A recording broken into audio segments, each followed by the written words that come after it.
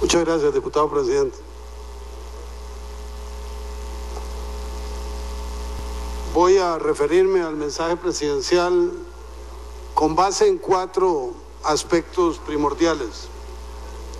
El primero tiene que ver con las relaciones entre el gobierno y la Asamblea Legislativa. El mensaje es evidentemente omiso y de alguna manera intenta aproximarnos a una realidad que aquí sabemos nunca existió.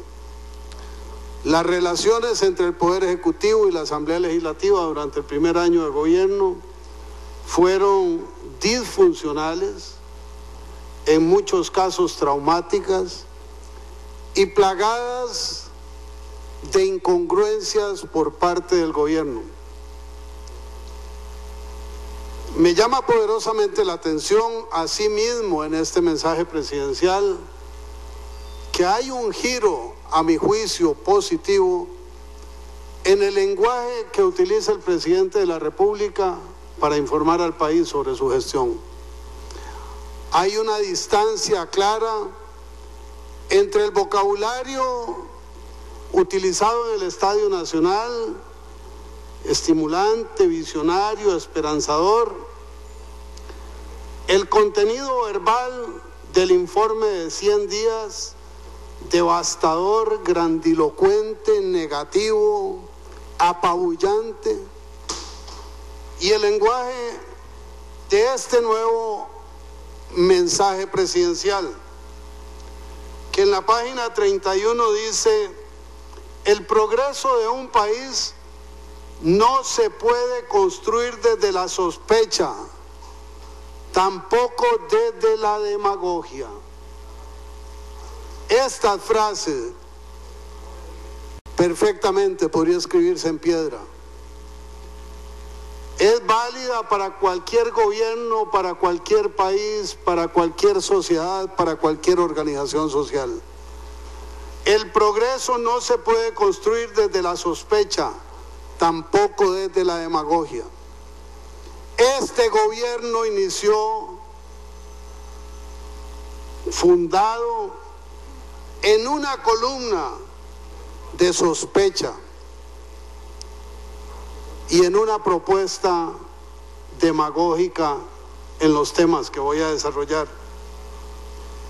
Así, en este primer año fuimos partícipes de primer nivel de la ausencia prácticamente total del Ministerio de la Presidencia y sus competencias. Y aquí en el plenario yo escuché afirmar que si se pudieran conocer las listas de asistentes a Casa Presidencial, quedaría demostrado que las relaciones con los partidos políticos eran mucho más dinámicas y ágiles de lo que se decía. Ya tengo las listas y tengo la prueba de exactamente lo contrario. Muchas visitas de diputadas y diputados del PAC, como es normal. Algunas visitas de diputados de otras fracciones parlamentarias. Ninguna visita de un diputado de Liberación Nacional entre diciembre y enero. Ahí estaba la prueba, porque ahí están los registros, si es que son fehacientes. Cuando nombran al viceministro Soley, cuando nombran al viceministro Mora, en ambos episodios creemos que se dará un cambio cualitativo y los hechos no corresponden ni con la voluntad, ni con el ánimo, ni con la presencia de cada uno de esos 2 viceministros. Sigue la cadena desconectada entre Casa Presidencial y la Asamblea Legislativa. En materia de agendas, es mucho más que contundente el hecho palpable de que agosto fue un fracaso y el periodo de extraordinarias que concluimos la semana pasada fue un fracaso además mayor porque fueron más meses. La Asamblea Legislativa pudo concretar legislación en un año gracias a nosotros, colegas, que decidimos trabajar, acordar, concertar y aprobar, aunque no tuviéramos un enlace con el Poder Ejecutivo. En la agenda de todo el año, el Poder Ejecutivo brilló por su ausencia y su incompetencia. Dos pruebas más de esa circunstancia real, de esos hechos irrefutables, son las mesas de diálogo en las cuales se involucró a toda la Asamblea Legislativa y fenecieron por inanición. Carentes de combustible estratégico, de acompañamiento, de interlocución, poco a poco las fracciones parlamentarias fueron perdiendo su empuje y su buena voluntad. Y la perla más clara de este improductivo año en las relaciones del Poder Ejecutivo con la Asamblea Legislativa es el presupuesto de la República. Me pueden decir que está vigente, pero ¿a qué precio? Vigente con un criterio de la Sala Constitucional que dice que es inconstitucional y así lo va a confirmar con las acciones que tiene a despacho. Vigente con una flagrante violación del reglamento, las leyes y la Constitución. Vigente abochornando a la Asamblea Legislativa con decisiones cohonestadas desde Casa Presidencial para darle valor jurídico a una figura absolutamente espuria, como todos conocemos. Las relaciones Poder Ejecutivo, Poder Legislativo en el primer año son calificables negativamente. El gobierno habló de que uno de los elementos fundamentales de su actividad es el relacionado con la transparencia. En el Plan Rescate 2014-2018, programa de gobierno del PAC, programa que fue votado por 1.300.000 costarricenses, dice, para cumplir con el pilar de lucha contra la corrupción y fortalecimiento de un Estado transparente y eficiente, que van a proponer e impulsar un proyecto de ley de transparencia y acceso a la información que garantice al ciudadano mayor transparencia en la gestión pública.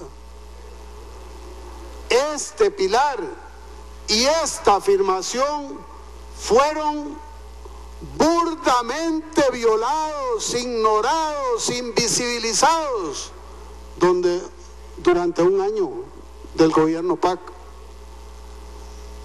No ha habido en la historia de Costa Rica, y lo mostraré esta semana con cifras, ningún gobierno que haya soportado tal cantidad de recursos de amparo por violar el acceso a la información.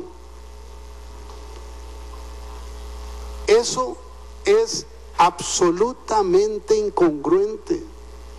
Eso es llevar al país de la mano con una propuesta programática, y cuando tengo el poder, ignoro la propuesta, ignoro el compromiso, ignoro al pueblo e ignoro a sus representantes.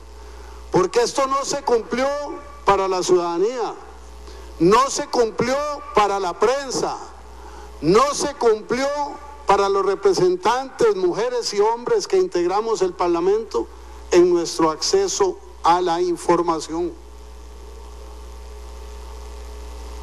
Por ese motivo, decía hoy en un programa de radio que en el tema de las listas que me fueron entregadas después del límite legal, yo cerré ya. No puedo constatar si son fidedignas. No aparecen los superespías internacionales. Entra una cantidad de carros por un portón y por el otro sale 5 veces más carros. O entran una cantidad y por el otro portón salen 5 veces menos carros. Faltan listas de 2 puestos. Y es el gobierno de la transparencia. Es el mismo gobierno de los recursos de amparo y es el mismo gobierno en cuya transparencia acaecen sucesivamente descubrimientos en cuanto a gente que fue nombrada sin cumplir requisitos, lo que es sinónimo del clientelismo, el amiguismo que se señalaba para los gobiernos precedentes. La falta es la misma y lo repudiable es igualmente repudiable, pero ahora el PAC guarda silencio franciscano. Nos han dicho en otro de los pilares del plan rescate que en el pilar de lucha contra la corrupción y fortalecimiento de un Estado transparente van a desarrollar una acción, promover un cambio en la designación de puestos públicos de manera que sean ocupados bajo criterios de idoneidad y probidad y fomentar el óptimo desempeño de los funcionarios públicos. ¿Cuál idoneidad se aplicó? Si se hicieron solicitudes de listas públicas y los nombramientos a dedo, violando las normas legales y éticas del PAC, llegaron hasta la Asamblea Legislativa, donde la presidenta del partido fue acomodada en un puesto hecho a la medida y que hoy tiene en un proceso judicial al directorio saliente.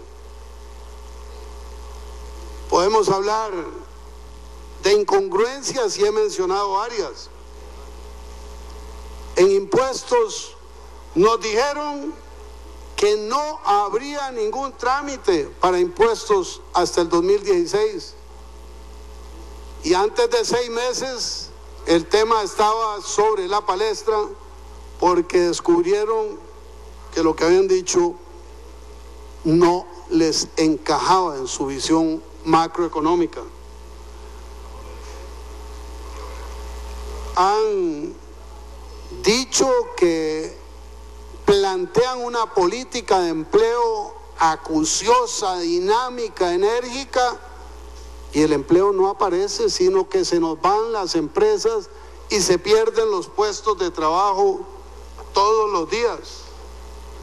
Y nos dijeron en el plan rescate 2014-2018 del Partido Acción Ciudadana, el del 1.300.000 votos, que van a desarrollar una acción, promover la cultura como gestora del desarrollo y cohesión social, promover, auspiciar, gestionar, fortalecer y difundir las producciones culturales nacionales que procuren una propuesta creativa, crítica, evaluadora, formadora y enriquecedora del patrimonio artístico como factores fundamentales de identidad.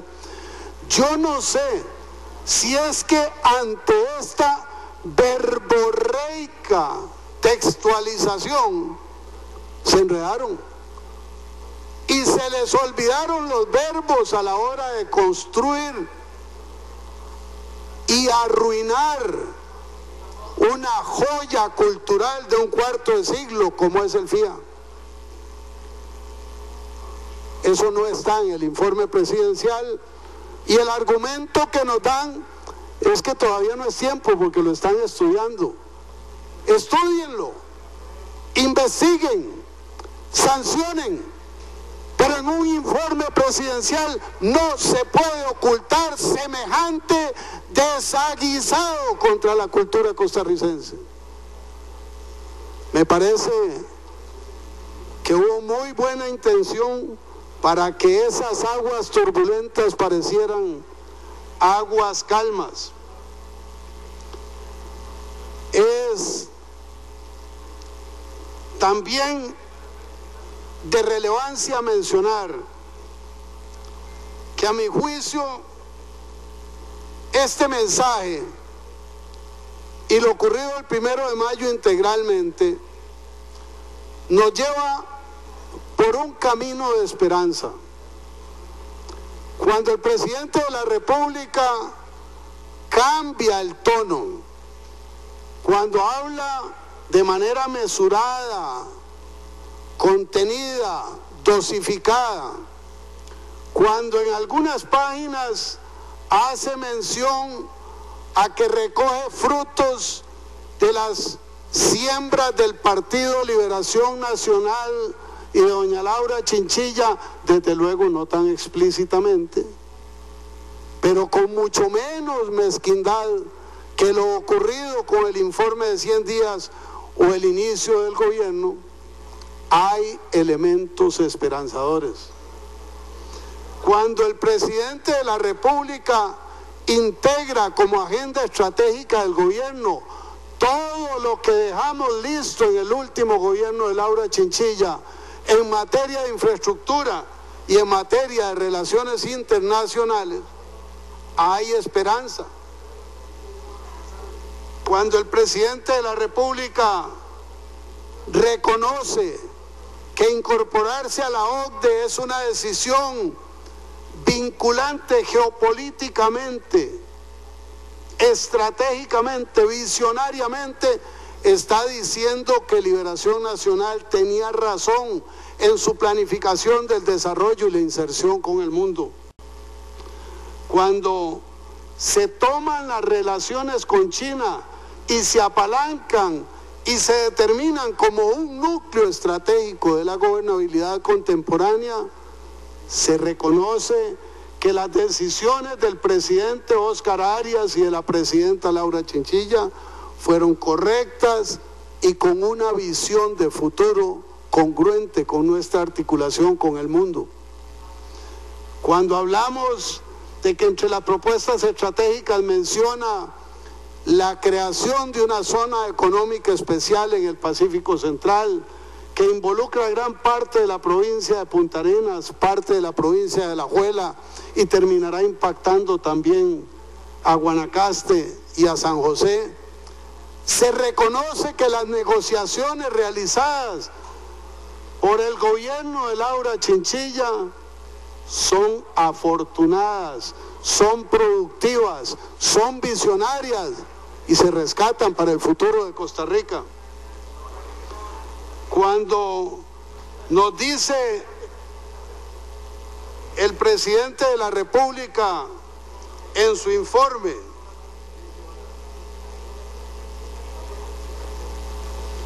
aquí nadie va a regresar al pasado por más nostalgia que transpiren actores políticos o grupos de interés económico por ellos protegidos, uno dice, qué interesante, porque la campaña del 1.300.000 votos era para usar términos guanacastecos, montemos cara para atrás, volvamos al pasado, lo nuevo es malo y lo de ayer es bueno, pero ya el presidente piensa distinto, ya se reencontró con la realidad de nuestro país, con la realidad del entorno, con la inserción con el mundo. Y cuando nos dice en las páginas 32 que entre sus proyectos prioritarios para 12 meses están el inicio de la constitución del fideicomiso para la carretera San José-San Ramón en Alajuela, el inicio del proceso expropiatorio de la Ruta 32 y refrendo de contratos hacia Limón, la intervención de las rotondas de las garantías sociales y la bandera, la reparación del puente Virilla, la ampliación del tramo Pozuelo Jardines del Recuerdo, la punta norte de la carretera San Carlos-San Ramón. A mí me da la impresión que estoy leyendo el programa de gobierno del Partido Liberación Nacional. Y me dijo un ministro, y lo repito porque creo que fue un acto de sinceridad. Rolando, sería mejor que cuando se habla de proyectos país, le quitáramos las etiquetas de partido político. Y yo le dije que tenía razón, y lo pienso, pero no puedo dejar de reivindicar la obra de dos gobiernos y de un partido político que han sido menoscabados en su presencia, en su participación, en su protagonismo, y a los cuales se les ha atribuido una vez sí y otra también todo lo malo habido y por haber. El 1 de mayo, mientras deliberábamos y tomábamos decisiones y escuchábamos el mensaje presidencial, escribí en mi página de Facebook lo que sentía en ese momento: una gran preocupación por el futuro de Costa Rica. Y en esa gran preocupación decía que debíamos encontrarnos en algunos ejes fundamentales simples para 5 meses. Reformas del reglamento, inicio de obras de infraestructura, aprobación de algunas legislaciones concretas que tienen que ver todavía con materia vial, legislación en derechos humanos y en solidaridad. Y algunas personas, una minoría muy apasionada, calificó el mensaje como un acto de cinismo. El país está enfermo y nosotros a ratos somos reflejo de eso. Por eso este mensaje, esta intervención y este análisis critican, pero también recogen la ventana de oportunidad que se abre con el cambio en la Asamblea Legislativa, con el mensaje del presidente de la República y con el inicio del segundo año de la administración de don Luis Guillermo Solís. Gracias, diputado presidente.